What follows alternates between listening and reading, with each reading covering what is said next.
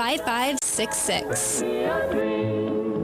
Broadcasting from the Paddock Mall Studios, this is WOCA, Ocala, Gainesville, The Villages, 1370 AM, 96.3 FM, The Source.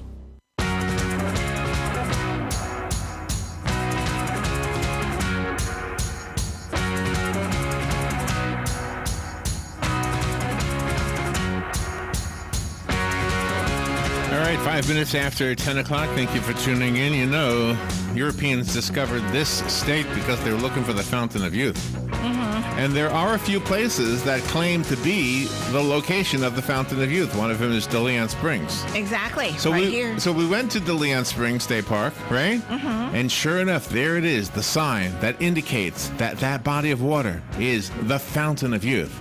Mm-hmm. And you and I walked over there, and we said, wow, that's the Fountain of Youth. And we looked at all the people swimming in there, and they all looked very young. And I said, it must be working. Mm-hmm. So guess what we did? We went and got bathing suits. That's right. Well, I got shorts. You got a bathing suit. We went in there. And we felt young. We felt youthful, right? Exactly. Oh, man. It worked, Robin. We're with everybody. We got out. We still looked old. It didn't change anything. Judy Foreman is on the phone. She's an award-winning journalist, a nationally syndicated health columnist, a fellow in medical ethics at Harvard Medical School, and she's written a book that I want to pay attention to personally myself. It's called Exercise is Medicine: How Physical Activity Boosts Health and Slows Aging. Judy Foreman, it's an honor to have you on the show. Good morning, Judy. Well, thank you. Good morning. And that Fountain of Youth can be had by all of us by not just by reading my book, but by doing what it recommends. Doing what it recommends, yeah. You really can. Exercise really is the magic bullet for slowing down aging. And I can guarantee it works better than that Fountain of Youth that you guys jumped around in. Well, except for, let me ask you this. Is swimming considered enough exercise? I guess it depends on how vigorously you swim, right? Well, yes, actually, I am a swimmer. I'm a competitive swimmer. I'm on a master's team. Really? And I swim a lot. I swim about an hour and 15 minutes 3 times a week. That's probably more than you did in the Fountain of Youth pool. Oh, we weren't swimming. We were just floating there. So swimming does count, but, just paddling around in a pool doesn't really do it. Although it must be said that any exercise is better than just sitting around. So it's kind of a continuum, but more exercise is generally better than less. So what was interesting, can I just say what was interesting to me about doing this book?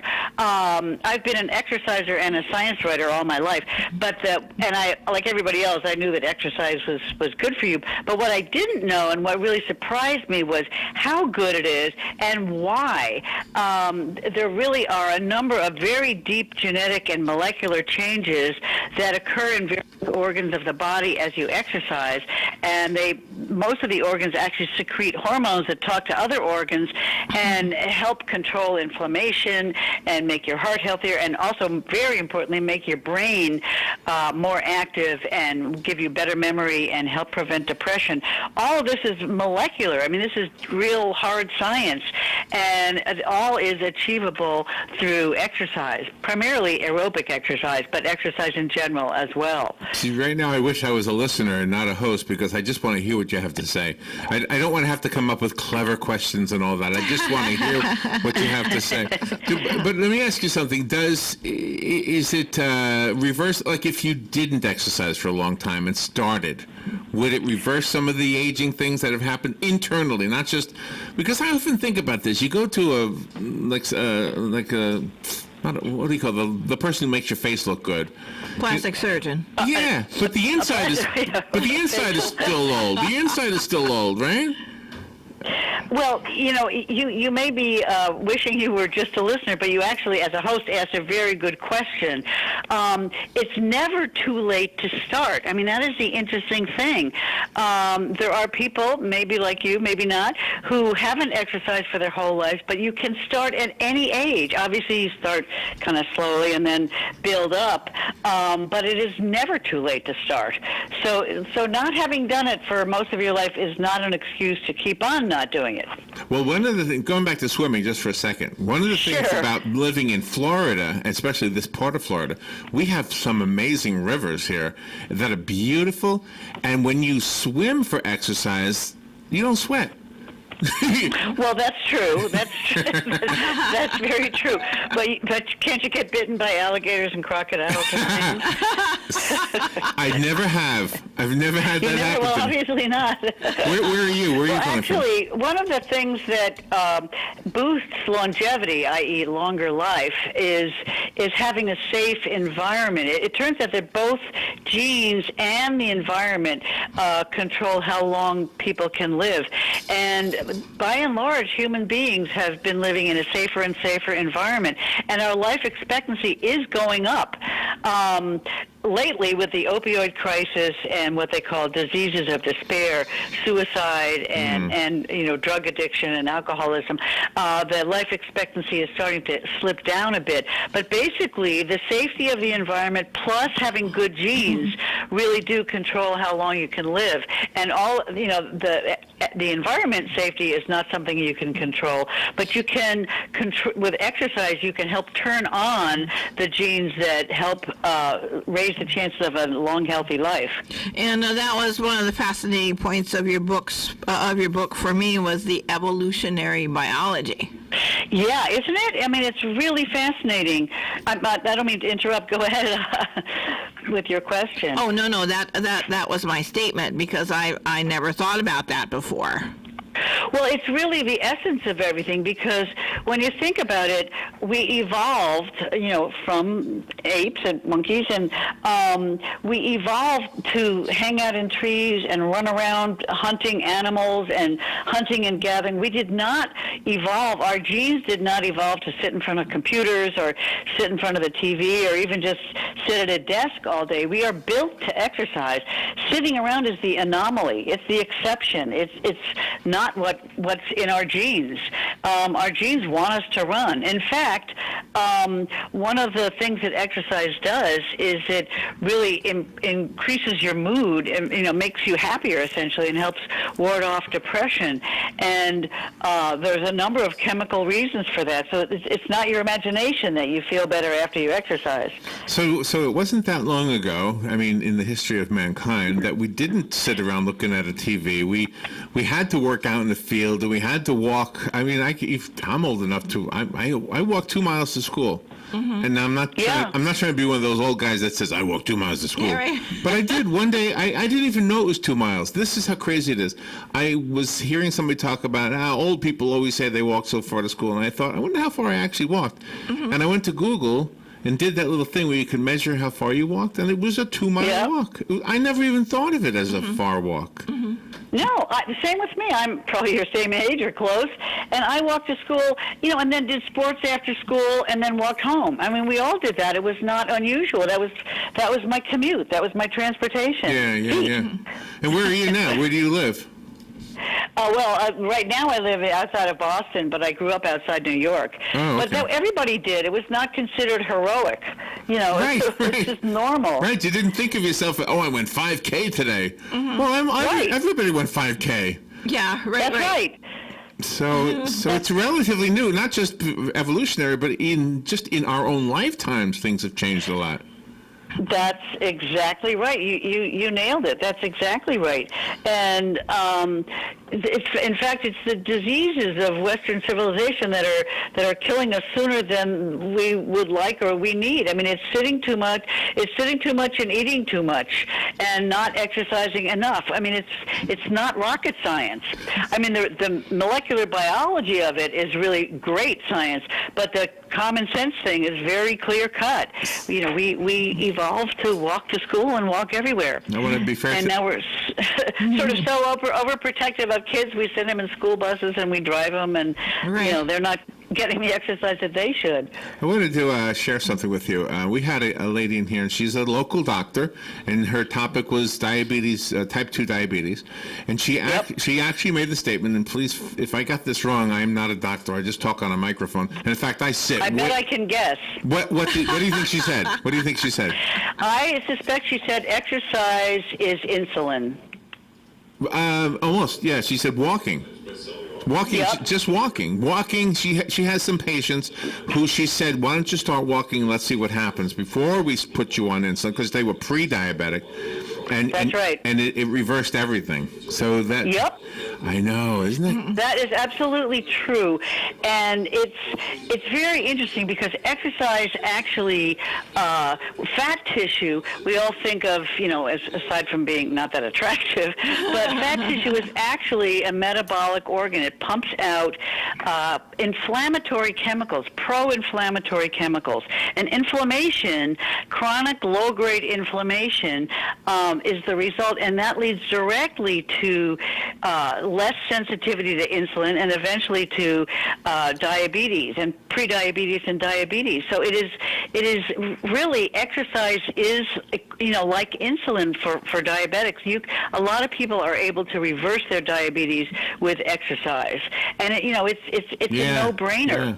Yeah. It's really a no-brainer, except people don't do it. So tell me about I want to know, does the book give me exercises to do? Does it kind of reinforce what kind of exercises I should do? Or tell me about the book. It certainly reinforces, the whole book is about the value, sort of organ by organ, how muscle tissues respond to exercise, how good exercise is for the brain, and I have 2 chapters on that, and we can go into that if you want. It doesn't tell you, do sit-ups instead of push-ups or run instead of walk, but most of the research showing the value of exercise is on aerobic exercise, which means walking, running, swimming, not paddling around in the fountain of youth, but actually swimming. Those kids were swimming. Yeah. The kids probably were. You might not have. Right. No, the 2 old people were. Yeah, right. But basically, the bottom line recommendation from the government is 150 minutes a week. If you break that down, that's 30 minutes a day for 5 days. Not that much. That's pretty good. And you don't even have to do it all at once. You can sort of break it up.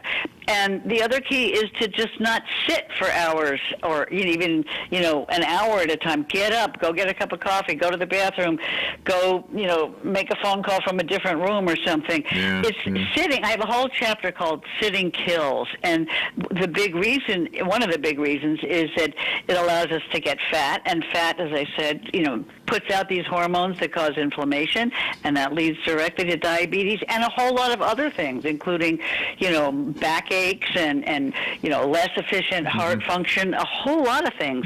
And it is very remediable. That's the point. You also introduce us to a new word, geroscience. Yes. Yes. Well, the population is getting older. In fact, people who are centenarians, that is, they are over 100 years old, are one of the fastest growing segments of the population. And interestingly, when I was doing the chapter on endurance, older runners are the fastest growing segment of the running population. People are actually doing it. I mean, a lot of us are still, not me personally, hopefully, but a lot of people are still just kind of sitting around too much. But there are a lot of people in their 60s, 70s, and 80s who really take it seriously and are exercising. Yeah. And I have, one of the things I had the best time with this book was I interviewed a lot of these older athletes, and whenever I think of, I don't really think I'll exercise today, I think of these people, including this 85-year-old woman who's done a whole bunch of Boston marathons. Mm-hmm.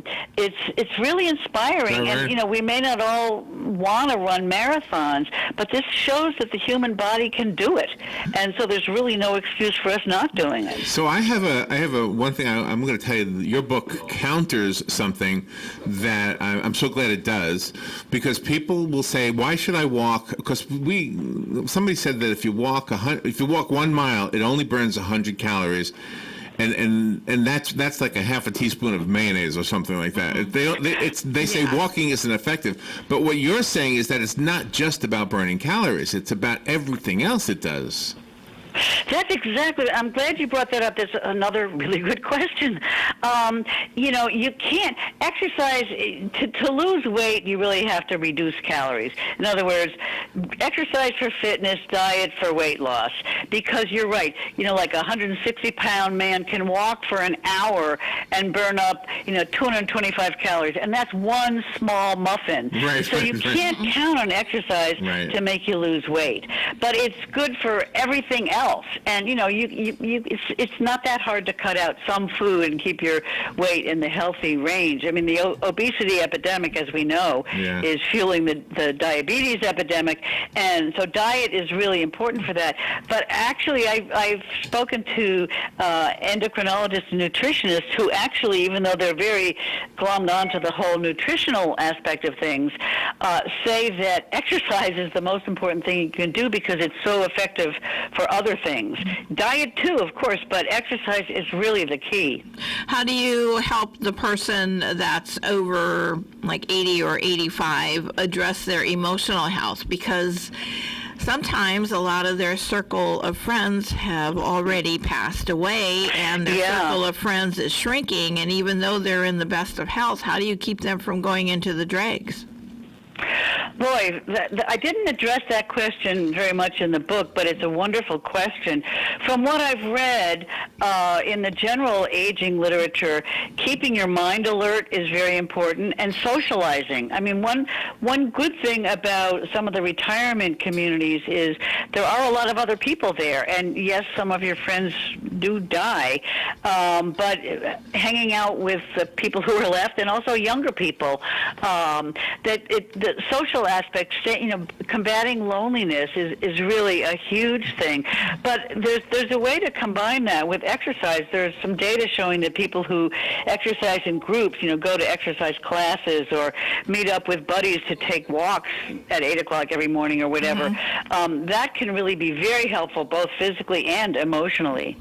And how do you instruct the children and the grandchildren of the people that are older to stay in this good health regime? Because sometimes the grandparents are the ones that are the inspiration to the younger generations. Oh, yes. How do you get them off their devices and off the screens and back out in the yard to play? That's a huge problem. And, some schools have abandoned phys ed programs, and, some kids ride to school. I mean, riding a bike is good, but riding in a car is not that great. I think you're right. It may be up to the older people to, get the young people exercising again, because it's, I think they're as much victims of our Western slothful culture than the older people who, as you guys have pointed out, at least in our youth, we're walking to school all the time. So yes, I think it may be, part of the older generation's job to get the young people exercising again, which shouldn't be that hard because exercise is a natural thing. If you look at dogs, if you look at rats in cages, mammals want to run, want to walk. They don't like to sit around.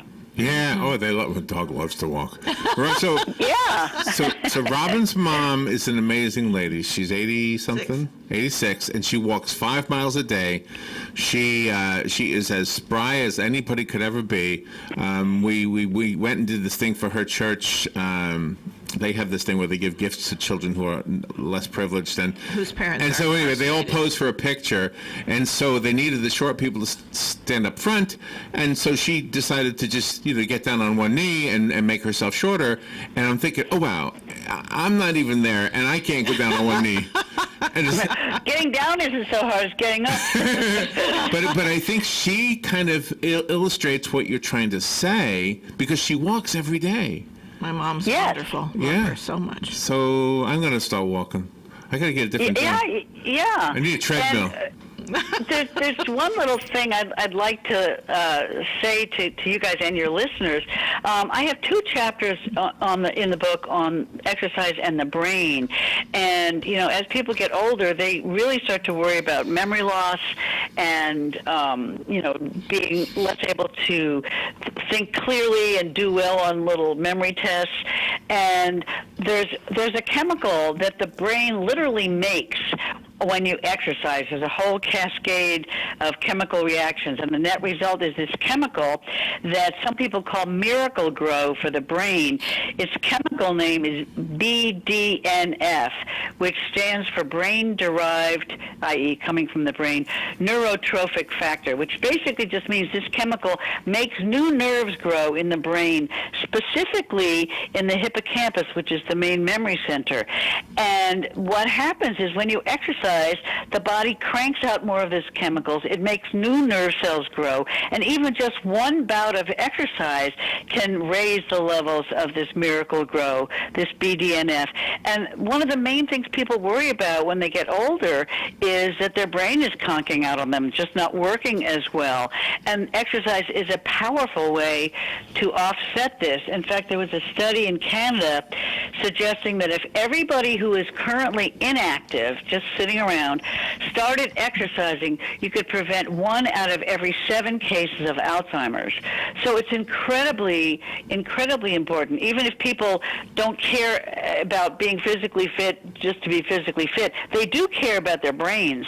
And exercise is the best way to protect your brain as you get older. Well, I know your book is new, but I can't wait for it to have a few months behind it where you start getting letters from people who turn their lives around by taking your advice. I predict, I would love that. I predict that's going to happen.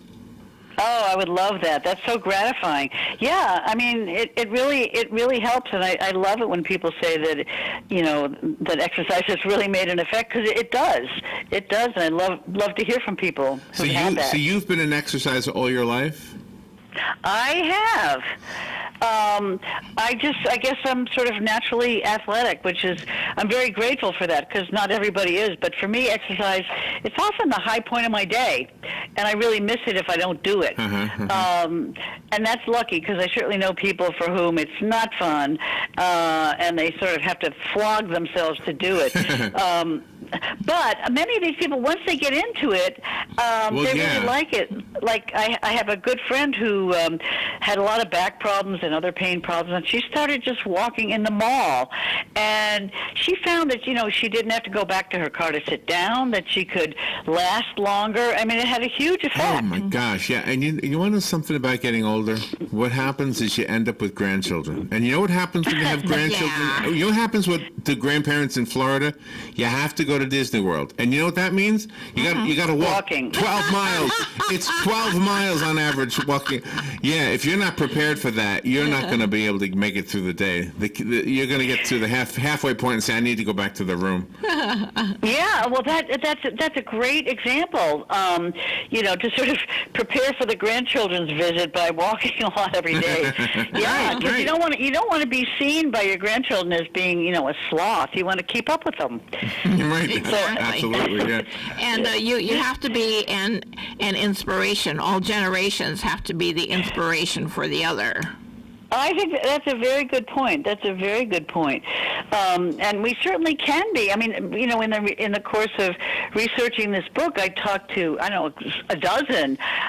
least a dozen real athletes in their 70s and 80s, and I tell you, I would get off the phone and just zoom straight to the gym. I mean, it's really inspiring to listen to these people who, one lady is a cross-country skier, which you probably don't have in Florida, but, she was very athletic and was actually went into labor with one of her kids while she was skiing. Oh my and then gosh. afterwards was doing these enormous, many mile cross-country skis in international events, and she did so well they made her check her passport to see if she was really as old as she said she was.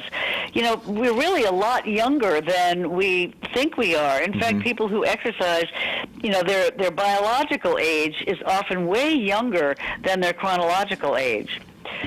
How do we measure that? If I could just say one more thing, there are a number of studies using people who go on exercise bikes using just one leg, and the leg that gets exercise is biologically a lot younger than the leg that doesn't get exercise. What? And this is in the same person. Wow.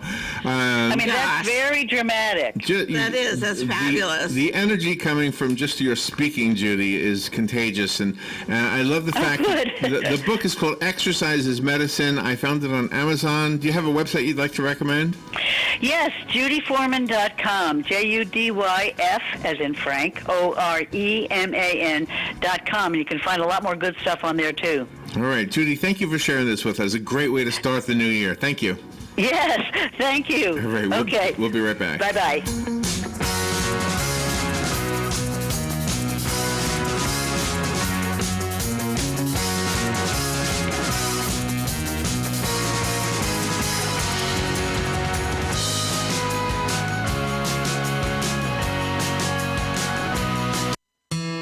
Howdy, folks. RL here to tell you about Dairy Queen. Dairy Queen Silver Springs has been serving yummy foods and ice cream made fresh to order for 46 years. Their gift cards are perfect